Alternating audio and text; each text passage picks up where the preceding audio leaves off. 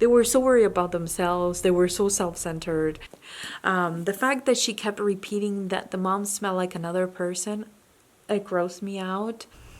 Like, it's what your mom saw. It's what your mom saw. And I'm like, hello? Bella's been seeing this for like a million years. What are you talking about? I should have known better because from the beginning, the synopsis starts like this. To 8-year-old Bella, her family is her world. There's mommy, Dado, and Grandma Ruth. But there is also other mommy, a malevolent entity who asks her every day, can I go inside your heart?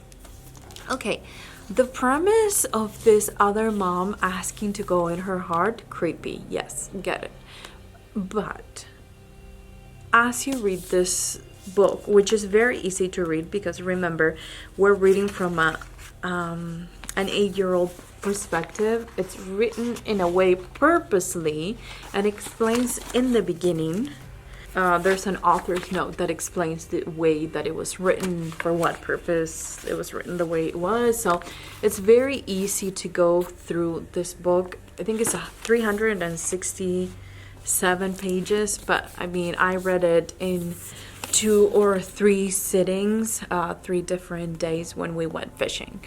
This was very easy to read, and because it comes from an 8-year-old perspective, it is what it is. You read the sentence, you know what she's saying, and you don't read into it a lot as you would from an adult. My problem with this book is that, in my humble opinion, if he would have added another point of view, either the mom or the dad's, I would have loved to see the dad's voice. Like, I would love that. But I feel like it would make sense more if we would have the point of view from the mom. Because, you know, there's so many scenes where Bella is going to bed. And either the mom or the dad goes up to her room. She pretends to be asleep. And they just have this monologues where they spill the beans on everything that they are doing wrong. And this is not about, oh, I'm not being a good dad, I should have gone to the park with you. No, it's like cheating and drinking and drugs and parties, and I'm like, why do I have to read this from the point of view of an 8-year-old who's understanding this very adult concepts and then putting them into words for me to know what's going on between the parents? It was nasty. The fact that she kept repeating that the mom smelled like another person, it grossed me out. It really did. And I don't think I think that's what really made me not enjoy the book. There are creepy scenes, description. I think he did a great job describing, where this other mommy was, how she was walking, how she was getting to the bed. Like, there are some really creepy scenes. The audiobook voice was amazing. It was creepy, and if you want to, listen to a really creepy audiobook, I would recommend it.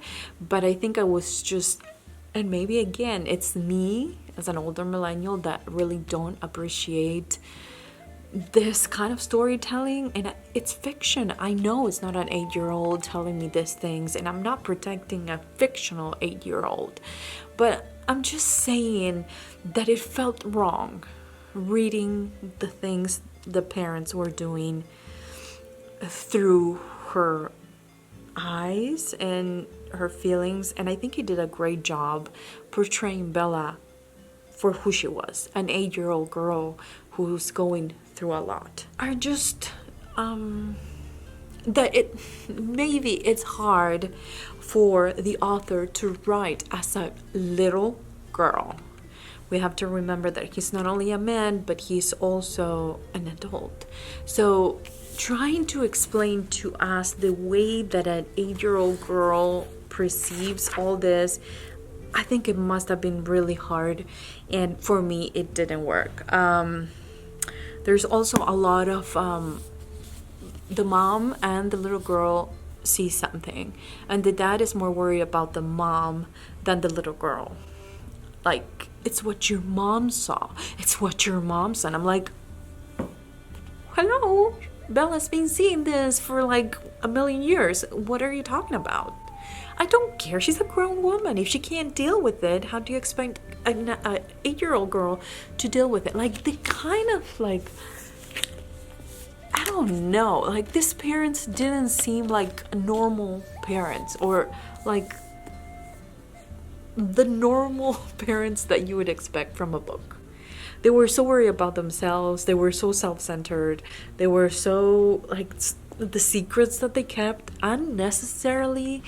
Yeah, the twist at the end was great. I thought it was great. I never saw it coming.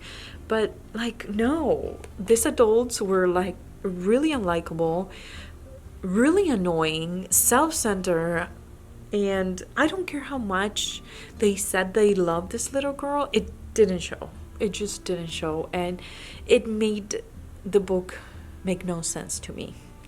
So again, I know that some of my favorite book talkers and YouTubers say that this is an amazing book and rate it 5 stars, but I've seen other people give it less, maybe 3-4 stars, 2.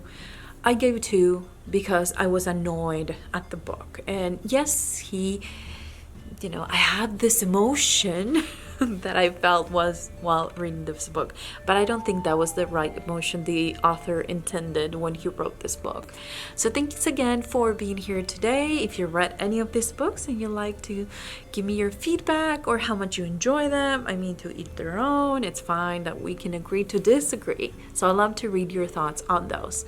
I'll talk to you guys next time. Bye, guys.